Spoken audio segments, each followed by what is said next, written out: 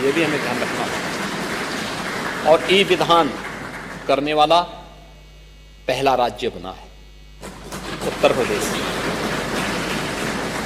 आपने विधानसभा में प्रवेश करते ही आपने देखा होगा कि विधानसभा के अंदर किस रूप में विधानसभा के स्वरूप को एक व्यवस्थित तरीके से पूरा परिचय, कोई भी जाएगा, कोई गाइड की आवश्यकता नहीं, आप जाएंगे एक एक जगह थोड़ा समय निकाल करके एक ओर से घूमते हुए जाएंगे, देखते जाएंगे, आपकी समझ में आएगा कि वास्तव में कैसी हमारी संवैधानिक संस्थाएं कैसी होनी चाहिए, उसका स्वरूप कैसे होना चाहिए। आपको कहीं भी पान खा के नहीं थूका हुआ मिला होगा, गंदगी नहीं मिली होगी। आपने देखा होगा एक दिन यहां पे एक किसी सुपर महानुभाव ने कहीं पान खा के थूक लिया था, कैमरे में कैच हो गया। तो विधानसभा के अध्यक्ष जी ने उनको अपने चैम्बर में बुला करके कहा कि आप साफ करेंगे या फिर हमें विधानसभा के फ्लोर में बात रखनी पड़ेगी। उन्होंने कहा कि मैं चुपचाप साफ करूंगा। तो ये नौबत नहीं आनी चाहिए। वैसे भी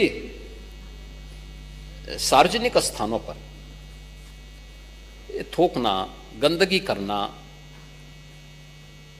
अपने घर के किसी कूड़े को फेंकना, प्लास्टिक का इस्तेमाल करके उसको फेंक देना, ये जानते हुए कि सिंगल यूज प्लास्टिक पे बैन है, ये चीजें क्या दिखाती हैं?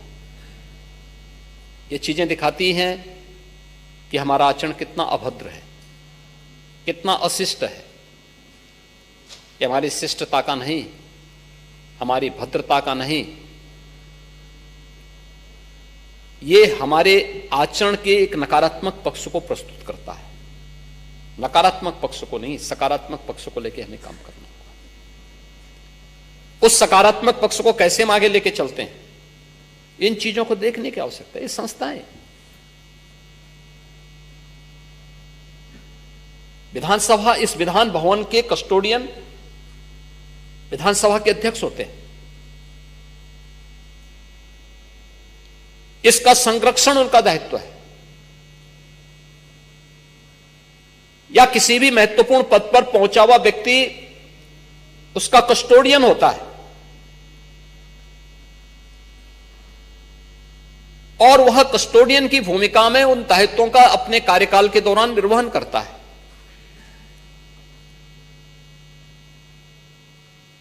वो मालिक नहीं होता।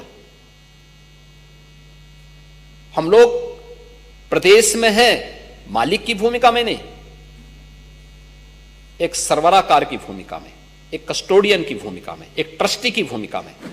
हमारा दायित्व अब ईमानदारी पूर्वक अपने कर्तव्यों का निर्वहन करने का है। ये तो हर व्यक्ति जानता है, आप भी जानते हैं, हम भी जानते हैं और पूरा समाज जानता है। जो लोग संपत्ति बटोर रहे हैं वे सब जानते हैं, सब वहीं छूट जाएगा और कोई आग के हवाले ऐसे हो जाएगा जैसे दृश्य आपने कुछ देखे होंगे।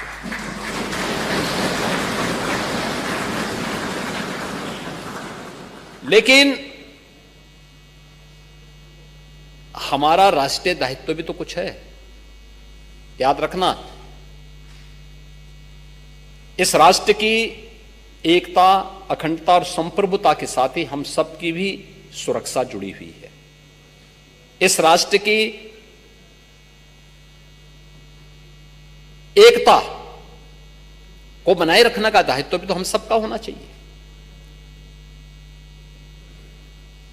सामाजिक भेदभाव न हो, विभेद न हो, इस सभी की सामूहिक जिम्मेदारी बनती है। राष्ट्रीय अखंडता को कोई चुनौती न देने पाए, यह हर नागरिक का दायित्व बनता है। उस राष्ट्र की किसी भी जाति, मत, मजहब, क्षेत्र, भाषा का कोई व्यक्ति क्यों ना हो, यह प्रत्येक का दायित्व बनता है कि देश मेरे लिए पहले सर्वोपरि है। मेरी जाति, मेरा मत, मेरा मजहब, मेरा क्षेत्र, मेरी भाषा बाद में, पहले देश। जब इस भाव के साथ हम कार्य करते हैं तब राष्ट्र विकसित होने की प्रक्रिया को तेजी के साथ आगे बढ़ाता है और उसमें अपने कर्तव्यों के निर्वहन के साथ हर व्यक्ति अब वो प्रवृत्ति हमें वो करनी पड़ेगी। हम अक्सर देखते हैं कि सरकारी नौकरी जब तक नहीं मिलती व्यक्ति खूब पापड़ बेलता है, लेकिन जैसे मिली उसके बाद वो मान लेता है कि जैसे कि अब तो उसका काम समाप्त। नहीं, उसके कार्य की शुरुआत होनी चाहिए था और अपना अच्छा कुछ करके दिखाए, अच्छा करके दिखाए। और यह जिस दिन इस प्रकार के भाव के साथ हर उत्तर प्रदेश वासी और हर भारतवासी काम करना प्रारंभ करेगा, परिणाम देगा। हम लोगों ने पिछले 8 वर्ष में यही काम किया है। प्रधानमंत्री मोदी जी की प्रेरणा से यही काम हम लोगों ने किया है, अलग से नहीं। कोई ऐसा हमने नहीं कर दिया कि या कहीं से अतिरिक्त ऐसा हम नहीं ला दी। हमने केवल पब्लिक को प्रेरित किया, समाज के हर एक तबके को इस बात के लिए प्रेरित किया कि भाई देखो, हमारी भी तो इस प्रदेश के प्रति कोई जिम्मेदारी है। प्रदेश हमें पहचान दे रहा है, हमें भी इसके प्रति कोई जिम्मेदारी है, कोई जवाबदेही है। उस जिम्मेदारी और जवाबदेही में बेहतर समन्वय करते हुए हम आगे बढ़े, परिणाम हमारे सामने। यह प्रदेश 17 के पहले बीमारू राज्य था, आज बीमारू नहीं, देश की अग्रणी अर्थव्यवस्था के रूप में अपने आप को स्थापित किया। इस प्रदेश में 2017 के पहले किसान आत्महत्या करता था, आज किसान खुशहाल है। 2017 के पहले बड़े पैमाने पे भूख से मौतें होती थी, आज भूख से मौतें नहीं बल्कि 15 करोड़ लोग पिछले 5 वर्ष से फ्री में राशन की सुविधा का लाभ प्राप्त कर रहे हैं। टेक्नोलॉजी का बेहतर उपयोग हुआ है। ई पॉस मशीन से हम लोग लखनऊ में बैठ करके स्क्रीन के माध्यम से सभी 80,000 फेयर प्राइस शॉप की मॉनिटरिंग कर सकते हैं। यह है टेक्नोलॉजी की ताकत। हमने इस्तेमाल क्यों नहीं किया पहले? क्यों नहीं किया? ये वही प्रदेश थे जिसके युवाओं को अपनी पहचान छुपानी पड़ती थी। आज पहचान नहीं छुपानी पड़ती है। वो कहीं जाता है, सीना चौड़ा करके बोलता है साहब हम यूपी के।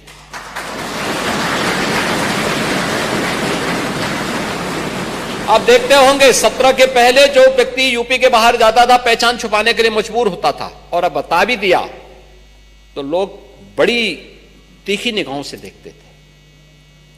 आज आप जब जाएंगे बोलेंगे मैं उत्तर प्रदेश का निवासी हूं, तो लोगों के चेहरे पर एक चमक होती है। उत्तर प्रदेश का नाम सुनते एक चमक होती है।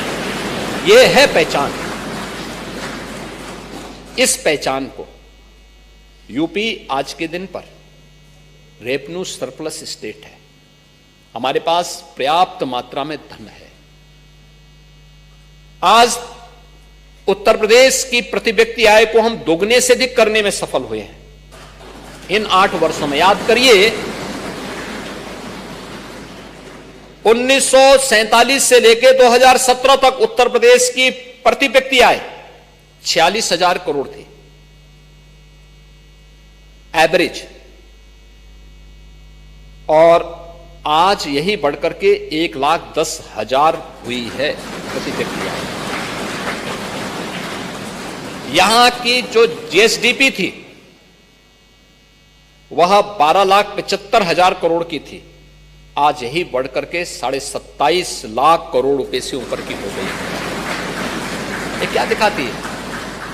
यानी 70 वर्षों में इसको जाने में केवल 12.5 यानी 12,75,000 करोड़ की अर्थव्यवस्था उत्तर प्रदेश बन पाई थी, और 7वीं बड़ी अर्थव्यवस्था थी, 7वीं अर्थव्यवस्था देश के अंदर मानी जाती थी। आज यह देश की नंबर 2 की अर्थव्यवस्था बन चुकी है, 27.5 लाख करोड़ की है, और सबसे बड़ी यानी सबसे अधिक ग्रोथ रेट के साथ बढ़ने वाली देश की अर्थव्यवस्था उत्तर प्रदेश आज के दिन पर बना है। यह तब हो पाया है जब एक टीम वर्क काम कर रही है, सभी लोग मिलकर के काम कर रहे हैं। सरकार से जुड़े हुए लोग, जनप्रतिनिधिगण, समाज से जुड़े हुए अन्नदाता किसान हो, युवा हो, सरकारी कर्मचारी हो, पुलिस कार्मिक हो, समाज के अलग अलग तबके, व्यापारी हो, उद्यमी हो, अलग अलग तबके के सभी लोगों का जब एक साथ समन्वय होता है, सभी लोग एक दिशा में चलने प्रारंभ होते हैं, ये परिणाम सामने आता है। और इसमें मीडिया की भी भूमिका है। उन्होंने सकारात्मक लेखन भी शुरू किया, एकदम लिखना शुरू किया। हाँ, अच्छा, महाकुंभ की सफलता में मीडिया की बहुत अच्छी भूमिका है। ये सभी चीजें जब एक साथ चलती हैं तब परिणाम सामने आते हैं। और उस परिणाम के लिए यह दायित्व अपने अपने क्षेत्र में नेतृत्व के इस गुण को विकसित करने का दायित्व आपका भी है। आप भी इसके हिस्से हैं, इससे अलग नहीं हो सकते। और युवा संसद उसी भाव के साथ आगे बढ़ रही है। मुझे बहुत प्रसन्नता है कि आज उत्तर प्रदेश की इस प्रतिष्ठित विधानसभा में आपको आने का अवसर प्राप्त हुआ है। अगले 2 दिन आपके यहां व्यतीत होंगे। एक सकारात्मक डिबेट को आप आगे बढ़ाएंगे और अपनी बात को बिना किसी भय के निसंकोच बोलिए। हाँ, बोलते समय जरूर ध्यान रखना कि उसमें तथ्य होने चाहिए और उसमें जो कुछ भी आप बोलें उसमें तथ्यों के साथ साथ आपकी संवेदनशीलता भी झलकनी चाहिए और शिष्ट आचरण भी दिखना चाहिए। अगर ये सब चीजों को, वही चीज शालीनता के साथ भी बोली जा सकती है और वही चीज अभद्र तरीके से भी बोली जा सकती है। व्यक्ति को तय करना है कि वह किस श्रेणी में खड़ा होना चाहता है। और मुझे लगता है कि इन बातों को आप रख करके इन 2 दिनों के अंदर यहां पे 3 जो सबसे अच्छे यूथ सेलेक्ट होंगे, यानी आप सभी अच्छे हैं, लेकिन उन 3 को सेलेक्ट करना यहां पे जो हमारी टीम बनी हुई है इनके लिए बहुत बड़ा चैलेंज होगा, बहुत बड़ा चैलेंज होगा।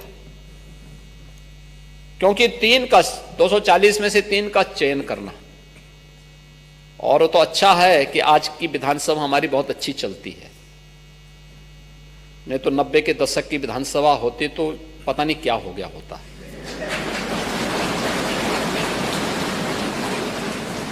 तो इसलिए विधानसभा अच्छी चल रही, तो मैं मानता हूं कि आपकी जो डिबेट होगी बहुत अच्छी होगी। और जो यहाँ पे जूरी बनाई गई है, या जूरी अच्छा फ्री एंड फेयर सिलेक्शन करके वो 3 नामों को फिर देश के लिए चयन करके भेजेगी। आप सभी आए, आपको मैं बधाई देता हूं, आप सबको मैं शुभकामनाएं देता हूं और विश्वास करता हूं कि आप सब जीवन के अपने क्षेत्र में पारंगत हों, नेतृत्व का गुण विकसित करें।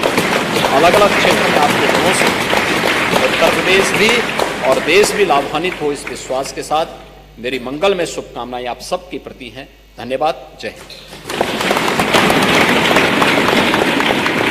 बहुत बहुत धन्यवाद माननीय मुख्यमंत्री महोदय।